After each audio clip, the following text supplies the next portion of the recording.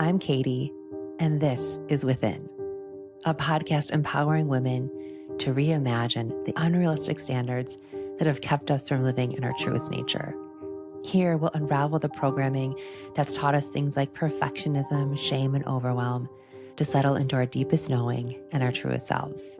My hope is that these stories and conversations ignite tiny glimmers of resonance and awareness to remember the woman and the life you're so deeply aching for already exists within you. I'm Katie.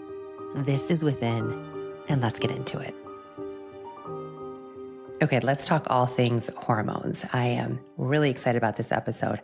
I personally feel like one of the hardest parts about midlife for us women is not necessarily getting older, but feeling out of control with our body and our emotions and our mental state. It's just not easy. I had a hysterectomy about 2 years ago. And ever since then, I have been on this wild ride trying to figure out how to just feel like myself again. And it has not been easy. I feel like there's so much information out there about our hormones and how to balance them and hormone replacement therapy. And there's podcasts and supplements. And just like, I don't know, you guys, it's so overwhelming. And I know I'm not alone feeling this way, which is why I'm really excited about today's guest. We have on a dear friend of mine, Dr. Sara Poldmae, who is an acupuncturist and a doctor of Chinese medicine. She's also a certified functional medicine practitioner, as well as a yoga instructor.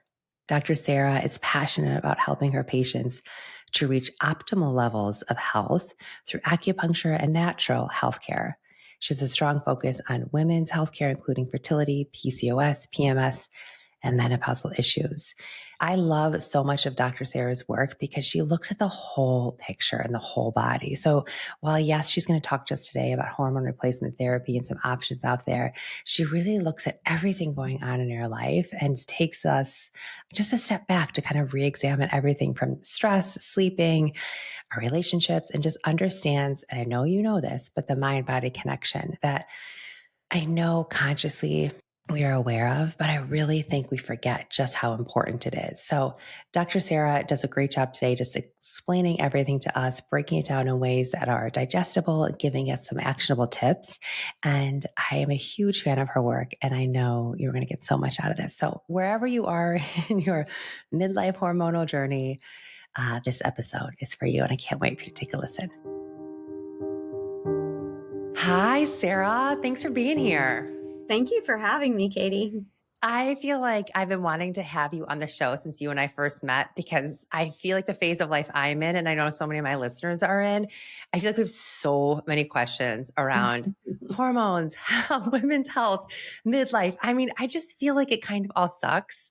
And I feel like, I'm like, wait, why didn't no one tell me this is how it's going to be? And what can we do about it? So thanks for being here to make this midlife stuff suck a little less. No, it can be amazing. It doesn't have to suck. I know. That's why I'm like, I'm going to reframe this. Sara's going to help us all. So everyone who's in midlife and who's kind of struggling with hormone stuff, you're in for a treat. So Sara, let's start a little bit at the beginning and tell us a little bit about yourself. I mean, I feel like you and I are somewhat new friends. I'm still getting to know you. So will you tell everyone listening just like all about you and what it is that you do? Sure, absolutely. So I am first and foremost a doctor of acupuncture and Chinese medicine. I am also a certified functional medicine practitioner, and I'm a yoga instructor. So I have been in the field of acupuncture and Chinese medicine for over 20 years. Went back and got my doctorate, I think 7 or 8 years ago. I'm losing all track of time. Yeah. And then also became certified in functional medicine. And I work pretty much only in the women's health space and largely with women going through issues in midlife. Yeah. And what got you into this? Like why did you want to get into Chinese medicine, functional medicine, acupuncture? Like what was the impetus for all of this for you? Well, 20 years ago, when I first got into the field, I just wanted to help people primarily. But the reason I chose acupuncture and Chinese medicine is because I suffered from horrible migraines that were sending me to the emergency room when I was 15 years old. So that's kind of where I first started. I love natural medicine. I love empowering patients to, really do things that are healthful for their bodies, and got into the women's health space right away, but really focused on midlife, largely when I went through like basically a catastrophic year of health issues going through perimenopause and was blindsided. And being a practitioner that was already in the women's health space, to get blindsided myself really showed me how frightening and disconcerting and upsetting and alarming this place can be in midlife, with the Yeah. kind of symptoms coming from nowhere. And I just realized that this was such an underserved area of our medicine and wanted to help. Yeah, yeah, and I feel like that's really the story of so many. I mean, pretty much every woman I talk to, it's like as well educated as we may be on menopause or perimenopause, and as wonderful as our healthcare system can or may not be, Yeah. we all seem to have like access to healthcare, if you will. And yet most of us are feeling really unwell in this Yeah. phase of life. I was saying to you earlier offline, like, I don't really know any woman in this like midlife phase who right now in the world is doing really great. We're all Yeah. kind of struggling and really looking everywhere for the answers. And I feel like we're getting so many mixed messages, Mm, and it can be really confusing. And I know there's like a big rise in talk about menopause, which is amazing to see. It yeah. almost feels like there's so much information. It's hard to decipher through like what actually is useful for me, what would help. It can just feel really overwhelming. Yeah. So I'm really grateful to have some of your wisdom here on the show. Yeah. So can you tell us, like, in your practice now with women primarily in midlife, like going through perimenopause, menopause, what's the primary thing that you see? Like, what's the number one struggle that women are coming to you with? The overarching struggle, and the thing I hear from almost every patient, is I don't feel like myself anymore. Yeah, yeah, yeah, yeah. And that's okay. It just doesn't feel okay at the time. We have to figure out how to make you feel like yourself, or perhaps recreate a different version of yourself. And like, what age are people when? Because I feel like I started feeling that like late 30s, and I'm 46 now, and I'm still not quite there. Like, when are you seeing this happen for people? Yeah, so I would say definitely late 30s or early 40s, because our progesterone levels start to decline in our mid 30s. Yeah. So it really depends on how that journey with your progesterone is going, is usually the biggest kind of indicator of when we start to experience our first symptoms. Okay. So can you talk to us a little bit, like just going kind of backwards and like breaking down? Can you talk to us a little bit about like specifically like perimenopause? When is it really starting? When is menopause specifically starting? And then kind of, I know this seems like a lot, but I feel like the thing that I'm hearing or that I'm starting to feel hopeful about is like once you're really kind of through menopause, which I don't know when that really is, that your brain starts like turning back on and you actually have this like next chapter of life that from what I'm hearing is supposedly really amazing. So I'm like, okay, I Yeah. think we just need to get through this hurdle and then life is actually really wonderful again. Can you kind of talk us through like what that bell curve is and what's really happening? Yeah. So I'll start with something that maybe could be shocking to some of Okay. the listeners. Menopause is only one day. Okay. Amazing. Okay. So menopause, the definition of menopause, it's the anniversary, the year anniversary of the last time you had a period. So before that, you're in perimenopause. The Okay. day of menopause, just one day, that's it. That's an anniversary. And then you're postmenopausal. Okay. So I think that, the language out there is used loosely, and it's okay. I say it all the time. I use the word menopause, but it's not really right. So perimenopause can last, the symptoms of perimenopause can last from 5 to 10 years. Okay. And certainly can be made a lot more comfortable with a lot of different options that we can talk about. I don't know how deep we're going to get into things, but I'll let you lead. Okay. But I would say that what I see clinically is people struggling for about 5-ish years, sometimes as long as 10. And a lot of that has to do with lifestyle and whether or not we're willing to give our bodies what we need during that time. Yeah. And our brains, I think that stress can play, different cultures experience perimenopause in different ways. And a lot of that is how we're eating, how we're spending our days, how much connection we have, how relaxed we are.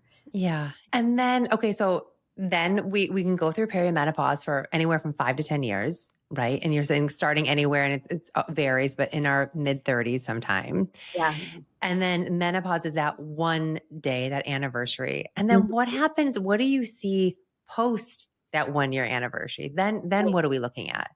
Yeah, well, it depends on the choices we've made during our perimenopausal years and maybe even before that, because women will experience things differently based on how they're living, their genetic predispositions. But there's a lot of control that we have that maybe we don't know about. So I would say empowering yourself with education is important, and making sure you're getting it from a reliable source because, listening for things and grasping at straws on social media sometimes you end up creating more stress for yourself and trying a bunch of different things when if you had a practitioner you could really trust and lean on, you may not have to kind of grasp at straws. You can have a more directed approach because, hormone replacement therapy is now a really valid option for a lot of people. If you don't have contraindications, hormone replacement therapy can be life changing and Yeah. life saving. So that's something to explore. There's a lot of natural things that you can do to help yourself to feel good, both in perimenopause and after menopause,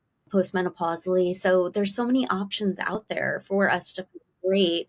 And sometimes we just get in our own way by not seeking those options out. Well, and I think it's really difficult. I will tell you, and I don't know if you and I have talked about this before, but I had a hysterectomy a few years ago, Mm, a full hysterectomy. And it was, I don't know, I'm going to go back and forth on whether or not I think it could have been avoided. I found it really, frustrating. Well, I'll get into that in a second. But the reason I'm bringing this up is because I felt like I did all of the right things and I yeah. tried to get all of the right help. And I think it can be really hard to find doctors that we feel like are actually listening to us. And, I definitely felt like my initial doctor was not, and I don't think it was her fault. Like her intentions, I believe, were really pure and she was doing everything she could. I just don't think she had the tools to help me. And, I felt like I had done all the things I was supposed to do. I went in for my annual, did my PAP, and I had these 4 healthy babies. I felt like I'd been seeing like a guy, an OB or some type of doctor, like for so long, for so many years, Sarah. And then, you know, post my last pregnancy, then my period just started getting heavier and heavier. My cycle just started becoming more and more uncomfortable. And I was told everything's normal, everything's normal. And then it was that I had fibroids and cysts. And so we had I can't remember what it was called, like where they scrape out your uterus to Yeah. clean out all of your fibroids. And then supposedly like I was fine and I would be totally good to go. No one once ever checked my hormone levels. No one ever once talked to me about changing diet or stress or alcohol. Like I was never given any tools other than like, you're fine, you're good to go. And, my cycle continued to be horrible. I continued to gain weight. I felt very out of control emotionally. And I finally saw a doctor who was open to potentially putting me on estrogen. She's like, Hmm. I think you need a little estrogen boost. And she's like, before you do that, you need a breast exam. So I went in for my breast exam to see a new OB. And she just very benignly said, like, I had mentioned to her my periods were a little heavy. And she's like, I don't Hmm. love the sound of that. Let me just do a quick ultrasound. And she's like, you have a fibroid that was the size of a lemon. And she's like, I feel like you need a hysterectomy to get Yeah. rid of this fiber. It's just going to come back. And I felt like I was really, and it was a matter of like, and we need to do it next week, and I was Hmm. like, wait, what? And I was like, what are you talking about? I thought I was, quote unquote, like had a great, like, did anyone, I don't know, I just felt so blindsided. Right. Mhm. And then that doctor, I had the hysterectomy. And for anyone listening, and we can talk about hysterectomy stuff a little bit later, but it really was a much bigger deal than I thought it was going to be. Mhm.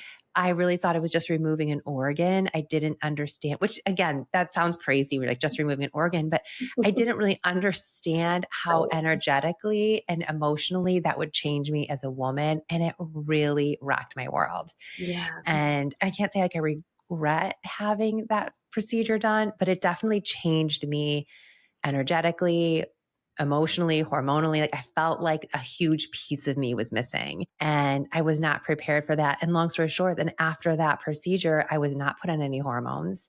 And Mm, I spent the first 6 months to 9 months really in like a spiral after that. And then I found a new doctor who was like, we got to get you on yeah. some hormones. And I'm now on estrogen and progesterone. And I feel like myself again. Like I'm like, okay. Mhm. But that was years. And I felt like I had I have enough self-awareness and had enough resources. I have insurance. Like I was like, oh, Yeah. what is happening here? How am I not being, I really felt like that was not handled.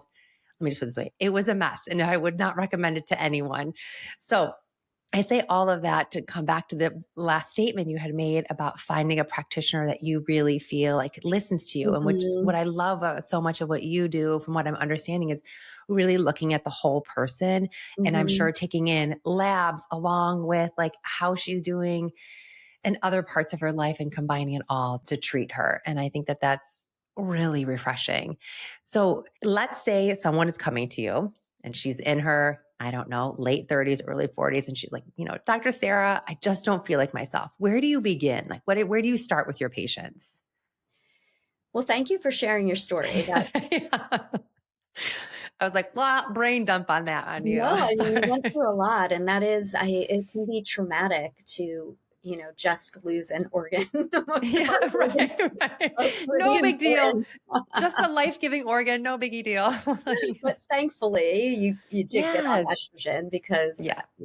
9 times out of 10, that's what should happen after you get a complete hysterectomy. Where do I start? Well, our clinic works a little differently. So because I have Chinese medicine roots and we don't believe in the separation of mind and body, I Yeah. always start with that. I always start, Mm, if a person's happy, if they are living the life that they want to live, if they are nurturing themselves, are they getting enough sleep? I start with the fundamentals, the basics. yeah. I want to see where we're at with those, with sleep, with exercise. Are you moving your body? That's so important. Yeah. So I start with the real basics of what like humans need to live, what they need Yeah. Yeah. thousands of years ago before we had the option to get on estrogen replacement therapy. And stress levels are a really big focus for me. We want to make sure that you're not stressing yourself to the point where you are not functioning in a way that like provides for basic health, right? Yeah. So I Yeah. start there. And then, of course, labs come into play. I have a nurse practitioner that I work closely with so that we can certainly prescribe hormone replacement therapy if necessary. But I really do start with the fundamentals because I think that those are what is going to make you feel the best in the long run. Hormone replacement therapy can be life changing and Yeah. should definitely be brought to the table as long as there's no contraindications. But it shouldn't be the only player. If you're living completely out of balance in areas of your life that would preclude you from having true health and wellness, we want to address those for sure. Yeah, yeah. And when you say lab, Sarah, what do you, because I feel like I've done a couple of different, like everything from like the Dutch test to then I did like a hair sample and like was spitting into something. And then I've also now my doctor's just having me do blood panels, like blood work. Yeah. Can you talk to us about like, what does that look, what do you recommend? What do you have your patients do? Well, frankly, estrogen and progesterone, we don't really need to test levels because they shift Okay. so radically. We can go largely off symptoms with those.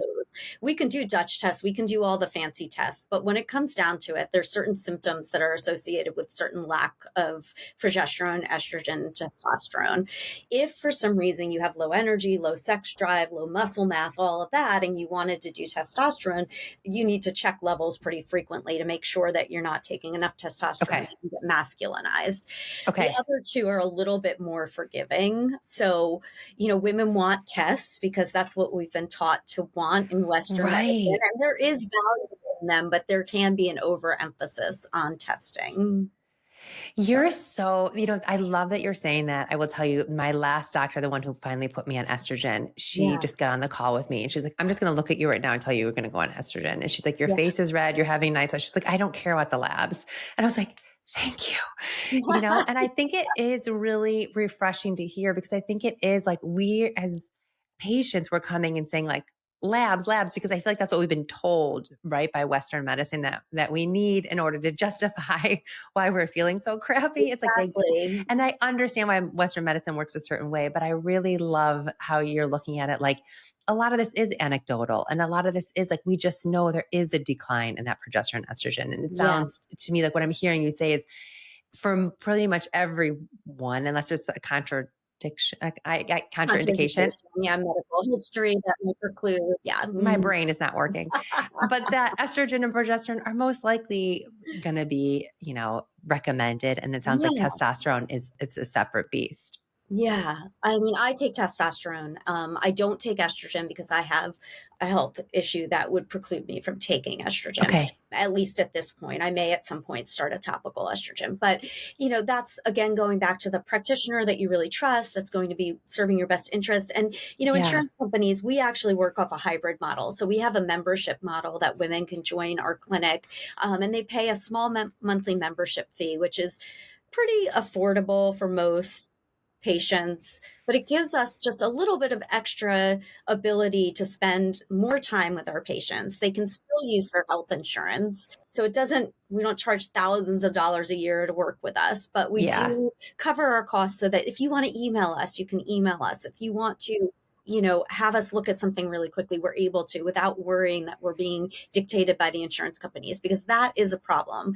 It is a problem when you get 10-minute visits and in 10 minutes you're recommended surgery. I'm Yeah. not saying Yeah. that your visit Exactly. was not justified because I wasn't in the room. I haven't seen the reports. I have no business stepping on anybody's toes and have no interest in doing that. Yeah. But our medical system has some kinks that need to be worked out. And, I don't know if we'll see that in our lifetime, but we definitely need to find practitioners that can spend some time with us. Yes, yes. I mean, I think that's so great. It is. It's very much like I felt very like rushed through the process of the fact that someone is spending a little bit longer with you. They're able to share their stories. They're feeling heard.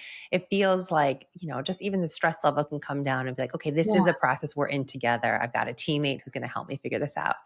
Okay, can we stick on hormone replacement therapy for just a little longer? And then Yeah. I want to go Yeah. into what other things like lifestyle, like really, if someone's listening today, like what they can do that you recommend. But I want to stick on HRT because I think it's an interesting conversation that I'd love for you just to clear up. So if we're playing with, and I know it's so much more than just like the three sex hormones, but if we're just focusing on the main three, well, I shouldn't ask you, is that where you focus on just testosterone, progesterone, and estrogen? Is that the three that you mainly look at, or am I missing one or missing I something? mean, we have to look at your thyroid hormones. We have to look at, Okay. your stress hormones. But again, we're not like super lab heavy. Like we do look at those things, but we are really focusing more on the natural aspects. So we don't jump right to those things. So most women will come to us when they're suffering in perimenopause. And perimenopause is not a lack of estrogen. It's actually Okay. usually a lack of progesterone to meet the ratio of progesterone to estrogen balance.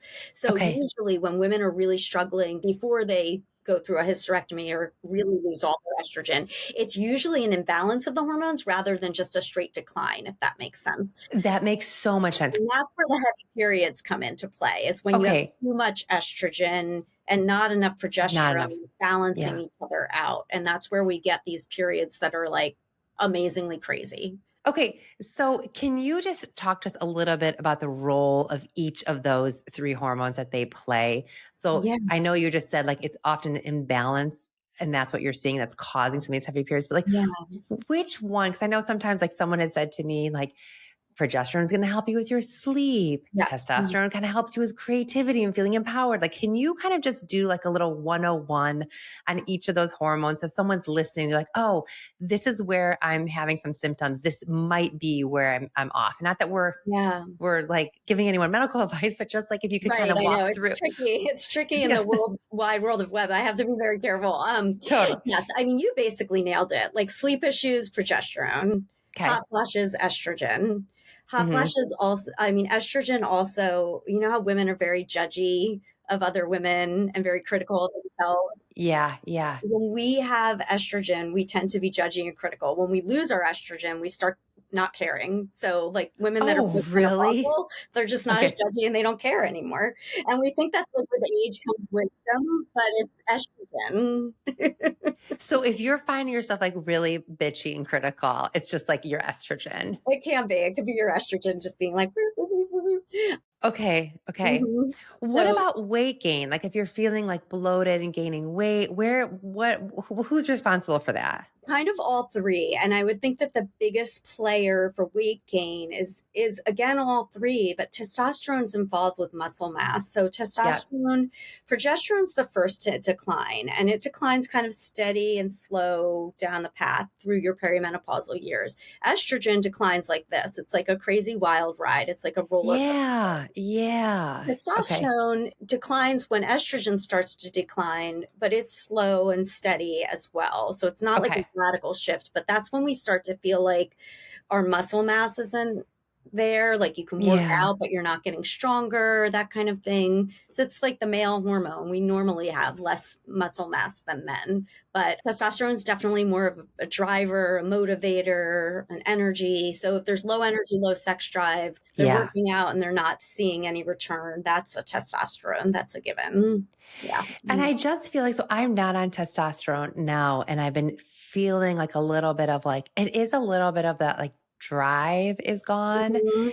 And sometimes like a lack of confidence. And Yeah. a part of me is like, JP, my partner would joke, like, you should just go out and blah, blah, like explain things, like kind of mansplain things to me, like how Yeah. I should do things. Yeah. I mean, and God love him. He's actually really great. That made him sound like he's a douche. He's actually not. He's like But really the nicest guy in the mansplain. world. He's like the nicest guy in the world. But I wonder sometimes, like, is it if I just had a little boost of that testosterone, would I feel like I could like walk into a room and just like be Yeah. like, I'm fucking here, Yes. like Yes. a part of me like wants to own some of that. And I wonder if testosterone is sort of the key to some of that I'm missing. Well, in that case, it may be worth testing for testosterone. That's one thing that would maybe preclude that. If you're just feeling a nudge of it, like you're not feeling Yeah. like I'm exhausted, I have no energy and no motivation, and I never want to have sex. And, like if you're not in that space, but you're like, I wonder if I could just like get a little boost, you may consider DHEA if you're not like extremely low in testosterone. DHEA is a precursor that allows our body to make our own. So if you're like a little bit low in testosterone, it may make sense to take DHEA first rather than just going straight for it. So Okay, it's great. really individualized. It really just depends because you don't want to just throw things at, that's the thing. I think, 20 years ago, they had those studies that said that hormone replacement therapy was bad, but now we flip the switch. Hormone replacement therapy is for absolutely everybody. And neither of those Yeah. is appropriate. It really should Yeah. be evaluated by someone that's looking at the whole picture. Yeah. Yeah. 100%. 100%. I I love mean, that we I've made take this our about me. confidence pill and, that's Yeah. with the alcohol, right? Yeah. Yes. Well, and that's the thing too. It's like now that I'm not drinking. So it's like, I feel like there's so many things. And I know a lot of the women listening, like we're really mindful of all of the things that we're doing. And we're Yeah. really trying to live like as conscious as we can. And then you get to a point, you're like, what else am I supposed to do? Like, I feel like I'm doing all of the things. Mhm. But okay, I love that I'm like making this really about myself, Sarah. And I'm like literally writing like DHEA or testosterone for me, like just having you on to answer my personal questions. No, but so But the way we work in our clinic is again, we look at the lifestyle stuff. We also look at trying to use supplements, herbs, yeah, lifestyle, natural medicine, whether it be breath work or acupuncture, yeah, meditation. Like we really try and get you in alignment from a natural perspective if you're not so far down the road that you're like completely losing your mind. I mean, yeah, there's women that it's like, if you don't give me hormone replacement therapy tomorrow, yeah, and that's like a red flag, right? That we've allowed ourselves to yeah, get that yeah. way. That's concerning because usually 9 times out of 10, that means that they're not living in alignment. Like they've allowed Oh, yeah, so burnout. And I've been there. So I'm not yeah, saying it as a judgmental place, but if you're really like pulling your hair out, you've let things go too long. I mean, life is way too long to feel that bad. So yeah, yeah, we try and look at treating things more naturally as an option because if we can get things more in a line, when you do choose to take hormone replacement therapy, it's going to be that much more effective and you're going to be in that much more alignment that you're going to feel amazing. So our goal isn't just to get you at acceptable ranges of hormone levels. That's a very Western way of thinking about it. We Okay. still want Okay. to keep you within acceptable ranges. We don't want to take you outside of range, but we want to make you feel amazing, not just okay, you know? Yes. And that Yes. Like, takes more than hormone replacement therapy. yes, like, I mean, you and I know this, like, life is so big and so beautiful, and, like, Mhm. I feel like we are missing it by not feeling our best and being able to enjoy it, and that, like I'm like, there's no reason for that. We're too evolved as a society. We can Yeah, figure this out. So yeah, if someone is like, if they're coming to you and they're not quite ready for HRT, yeah. what are some of the like if you were to give me a handful of lifestyle things and maybe Sarah, like this is not prescriptive by any means, but like if there are a couple of supplements or these typically work really well or diet changes, like what are some things that you feel like right off the bat are just like your favorite go-tos? Right. Well, magnesium. Everyone should take magnesium. Okay, and there's like a million types of magnesium. So when Yeah. you say that, tell me specifically, what kind of So if magnesium? you're having problems sleeping, it would be magnesium glycinate for sure. Okay. That's like before bed, magnesium glycinate. If you're having problems pooping, it should be magnesium citrate Okay. for sure. Yep. If you're having problems with like palpitations, it should be magnesium taurate. So if anybody's feeling like a lot of women get palpitations during this time, like anxiety, Yes. heart stuff, like if they feel a lot of things, if they come in and they're like saying, I'm just feeling anxious right here, Yes. like I would use Yes. magnesium taurate during the day and then glycinate at night. So magnesium is just an Okay. amazing mineral that we all could use a little, almost all of us could use a little bit of extra magnesium in our lives. Then I love any kind of anti-inflammatory formulas that have like turmeric and ginger and bromelain and all of that. If you have gut health issues, we want you on like a probiotic and a digestive enzyme. I mean, there's a lot of basic places to start, but we don't do protocol based medicine. So it's not Mhm. like everybody that comes in, I mean, a Of lot of course. people will get magnesium and we make sure to get you on the right form based on what you're struggling with. But we have a lot of wonderful women's health formulas. If someone's struggling in perimenopause with heavy periods, I have not found anything in functional medicine that can beat getting on a good Chinese herbal formula. Oh, really? Okay. Like I was getting really heavy periods in perimenopause, and Chinese medicine is my go-to for myself and for Okay. anybody that I treat for that particular part of perimenopause.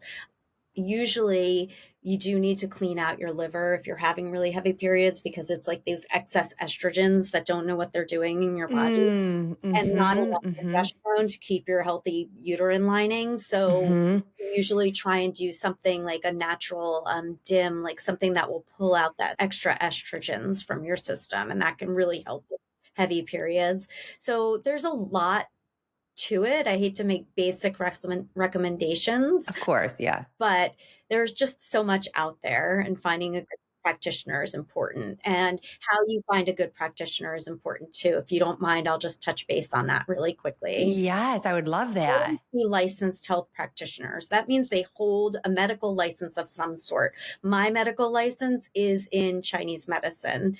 Okay. Another person's license might be a licensed nurse practitioner or a licensed medical doctor, making sure that there's licensure behind their names, or a licensed naturopathic physician.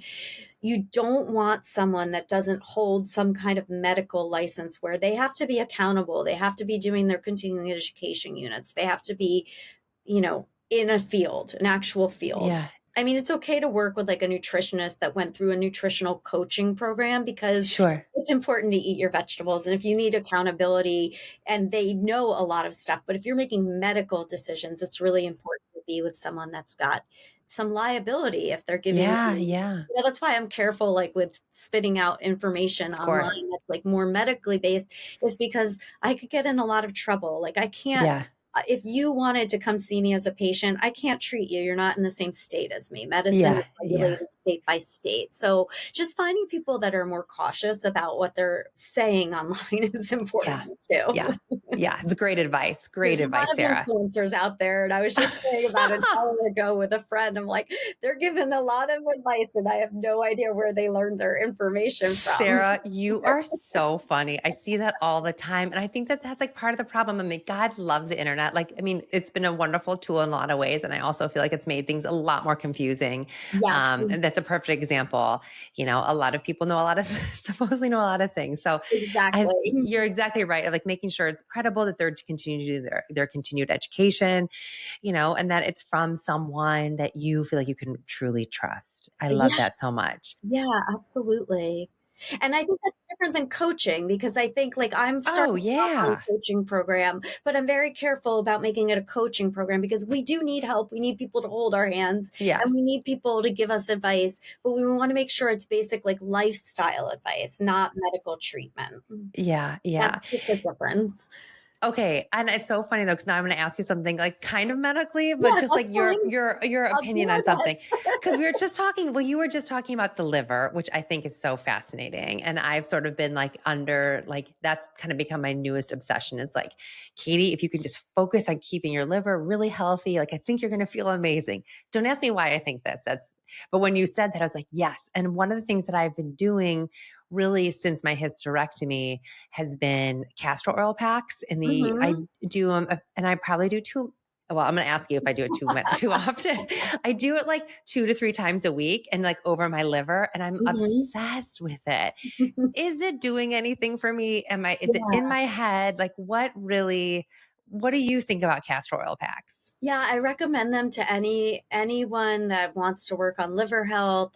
Recommend them a lot for menstrual complaints. It's kind of a folk remedy. There's not a lot of Oh, science okay. behind it, but I Okay. see amazing results with it. So I recommend it. It's one of those things that if you're looking for like NIH studies, you're probably not going to find a lot. I don't know for sure because I've never Yeah. looked, but it's always been a part of my protocols for sure. Well, it's interesting. Like I was estrogen dominant. Am I saying that right? Yeah. And it wasn't that I was producing too much. It was that I wasn't my body wasn't metabolizing it and flushing it out. Correct, which is where liver health comes in, because the liver is the part that does that. Mm. Yeah. So my doctor ended up being great. This new one that I saw who was like, look, you're going to go on estrogen. And she's like, but I'm Yeah, going to tell you something. I don't want you backed up on estrogen either. So she's like, right. if you're going to do this, you got to promise me you're also like focusing on that gut health and your liver health and cleaning, making Mhm. sure that Good. that extra estrogen is getting metabolized and it's Yeah, being eliminated every day. Cause she's like, you're going to have the same issues. I can't put you on this if you're not going to take care of that too. yeah. And I loved that. And I really feel like her little like lecture is like stuck in the back of my brain. And I'm like, Mhm, gotta do my castor oil packs to get rid of my excess estrogen. I don't know if it's real or not, but I will tell you like best bowel movements of my life with that thing, you mhm. know? And so even if it's just like keeping the bowels moving, it has been a blessing to me. Yeah. And it really is like now I'm just sort of focused on like, what else can I do to like help keep that liver really healthy? So you can definitely do a lot of cruciferous vegetables. Those help with Oh, okay. detoxification, so broccoli, Brussels sprouts, cauliflower, all that good Oh, stuff. those are all my jam anyway. So Yeah, perfect. yeah. So eating a lot of fiber and cruciferous vegetables is helpful. There's a lot of amazing herbal formulas out there that can help with that. Supplements as well. DIM Okay. is a popular supplement that's good for estrogen detoxification. I find it a little bit too strong. I find that a lot of patients, when they're on it, seem to have negative reactions to it. So I don't Oh, okay. recommend DIM. It's kind of the supplement form of cruciferous vegetables. I tend to recommend supplements that are a little bit closer to just being like cruciferous vegetables. And Gotcha. lots of Okay. green Oh, veggies are good for cleaning out your system. yeah, yeah. Okay, so good to know. Hmm. Let's talk a little bit about because you and I are very similar in a lot of ways. I mean, granted, you do something completely different than what I Yeah. do, but I also feel like in a similar way, like you're a really mindful person. You live your life really consciously and really aware of like the mind body connection. Mhm. And I'm such a big proponent about meditation and taking time to de-stress. Can you talk a little bit about what you see? I know this is sort of the foundation of Chinese medicine, but understanding that mind body connection and like just give us a little bit of like your personal take on how you see that playing out. Yeah, for sure. Well, one of the ways that it plays out is how I see my patients experiencing perimenopause. A lot Hmm. of it is, to me, stress induced or not living in alignment and just constantly being barraged with one thing after another. So in functional medicine, we call that adrenal fatigue, but in Hmm. Chinese medicine, we call it liver qi stagnation. And that's Oh, okay.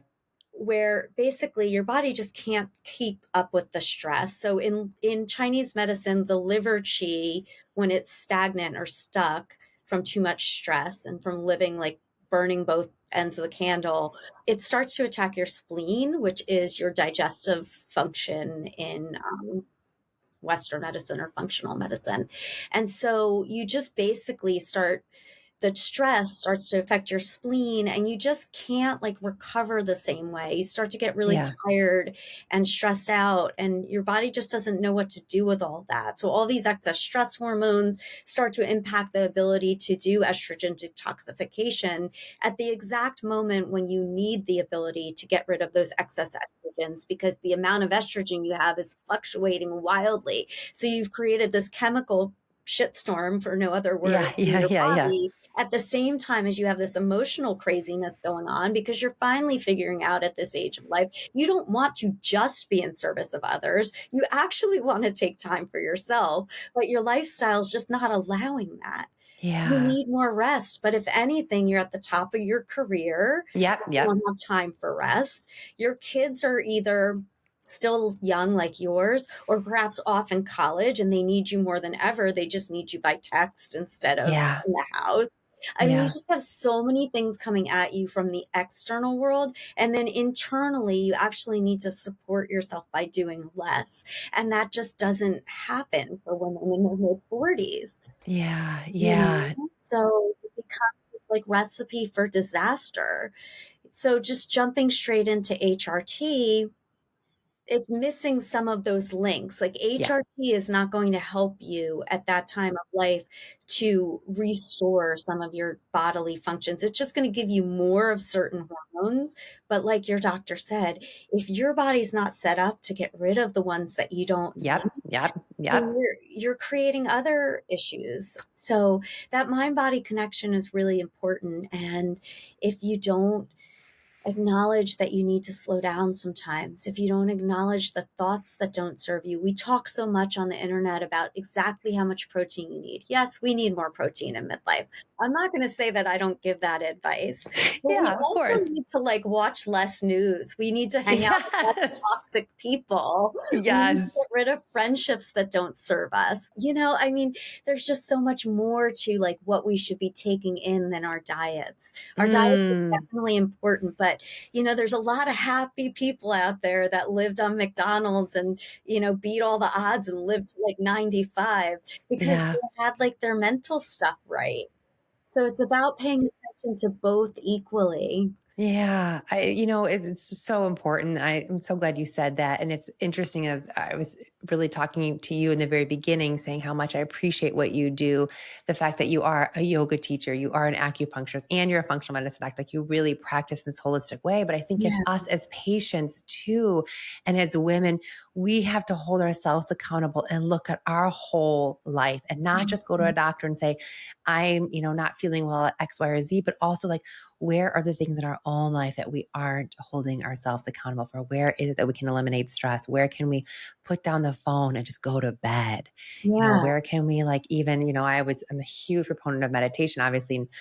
Like, and maybe meditation, I know isn't for everyone, but like, where can you work on things so you can remember that you're this whole being and really hold yourself exactly. accountable and look at all parts of your life to feel well.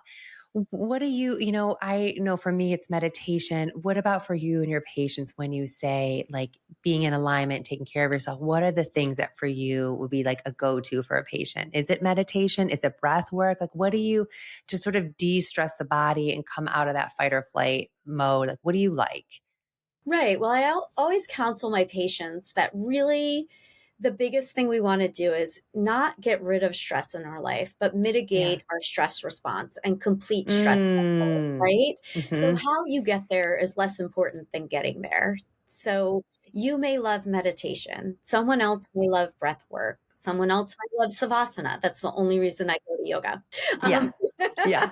Yeah. So the reason I teach yoga is to finally have that feeling of like, oh, Yeah. I right? get it.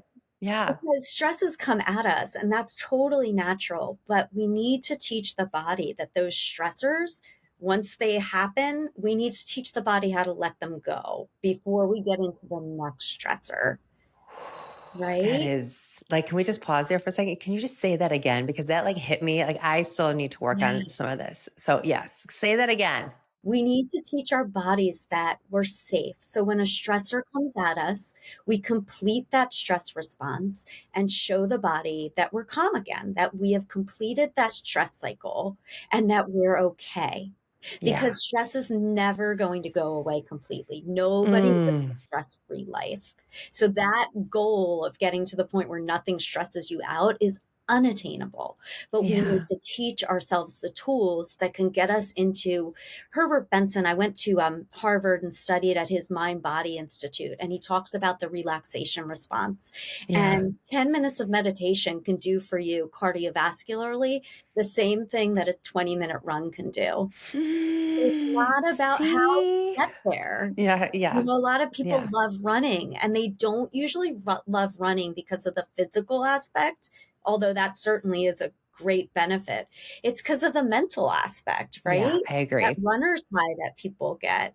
Yeah. So by teaching patients like how to meditate, or that's not my role. Like my role is as an educator and helping to empower my patients, they get to decide how they get there, right? Yeah. I'll give them meditation apps. I'll give them links to breath work courses. I will give them, I mean, acupuncture is known to change the physiological, the chemistry of your blood so that you have Yeah. less stress hormones in your blood after receiving an acupuncture treatment. Is that why? Okay, I did not know that. I do acupuncture once a week. I did Yeah. not. So it really is Mhm. like changing you physiologically. It changes your plasma concentrations of stress hormones. Yeah. Wild. What an amazing practice and It is. tool. It is, but it's not accessible to everyone. I mean, we Yep. we take insurance, but sometimes people have $30 copays. Let's be Yeah. real. There are Yeah. people that can't spend $30 a week Yeah. on acupuncture. 100%. There are so many free things, right? So it's finding what works for you that you can fit in your day. Some people can fit, an hour-long meditation, but some people can only do 5 minutes. Like it's just what works for you. But the point is that we're training our bodies and our nervous systems that we are safe, right? That the Yeah. wild animal that was chasing us is no longer behind us. Gosh, if we could all live like that, especially right now, given everything that's happening politically and just globally, locally, like all of it, it's a lot. I know we're all caring so much right now Yeah, and learning ways to be able to, not that we have to like not care and not have our heart in it, but then also be able at the end of the day to neutralize some of that and to be able to metabolize some of it and let it go so that we can show up the next day full vessel, with right, all of our energy and really clear and able to like move forward in a way that feels really healthy. right. Putting our oxygen mask on first because we're not going to serve people if we're all worked up. And, I have been worked up over the past couple of weeks.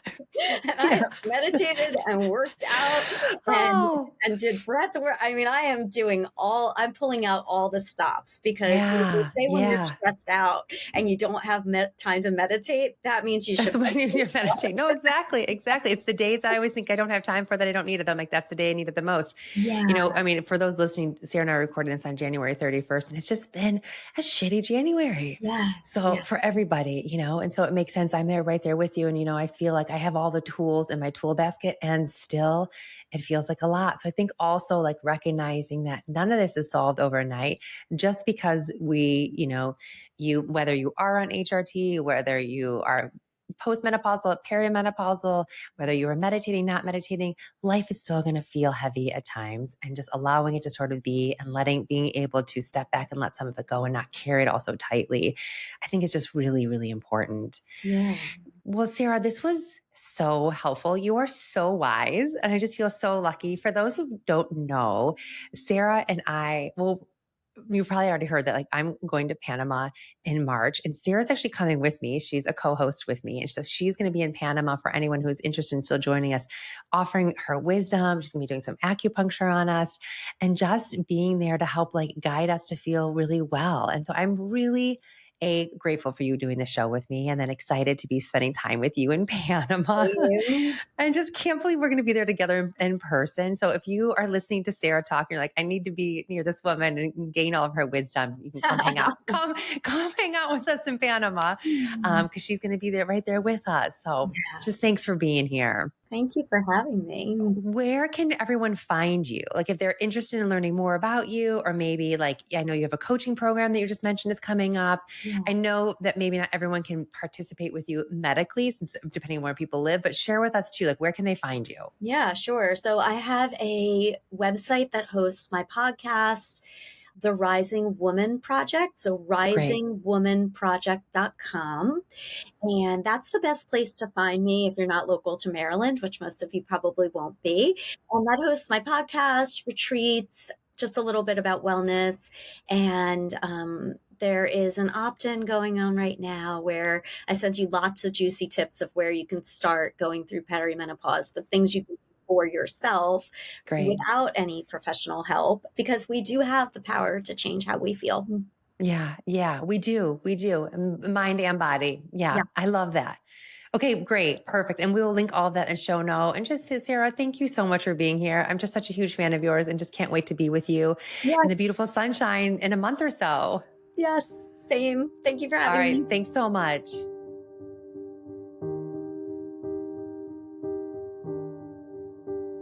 Thanks so much for listening to today's episode. I hope it spoke to you and you enjoyed it.